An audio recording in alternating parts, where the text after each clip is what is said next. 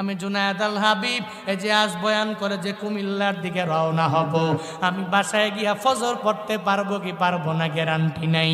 আমি আমার বাড়ি যাওয়ার পরে এরপরে আমি বাড়িতে সহি সালামতে পৌঁছবো কিনা, এই ব্যাপারে দুনিয়ার কোনো বান্দারা গ্যারান্টি দিতে পারবে না।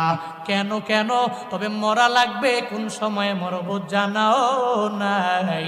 এই জন্য তো আল্লাহ স্মরণ করে বান্দারে জানায়া দেয়, বান্দারে আজরাইল তো তোর কাছে পারমিশন নেওয়ার জন্য আসবে না। তোর মরণের সময়ে আজরাইল আইসা বলবে না বান্দা তোমার কাজগুলো তুমি সেরে ফেলো।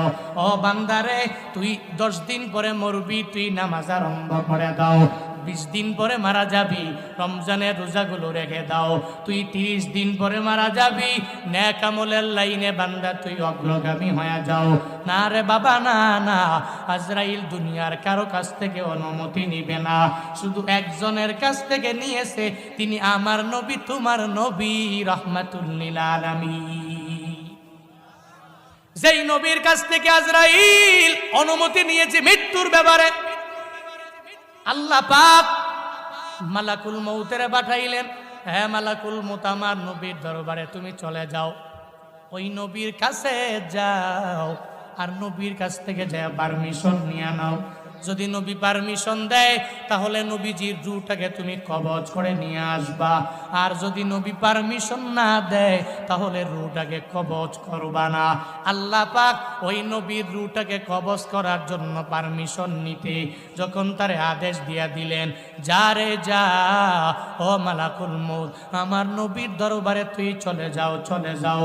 নবীর দরবারে মালাকুল মউত যখন হাজির হয়ে গেলেন, আয়েশা বলে, ও পয়গম্বর আমার, আল্লাহ পাক বলেছেন আপনার রূহটাকে কবজ করার জন্য, অনুমতি যদি দেন তাহলে আপনার রূহটাকে কবজ করে আমি নিয়ে যাব, আর যদি অনুমতি না দেন রূহটা আপনার কবজ করার ক্ষমতা আমার নাই।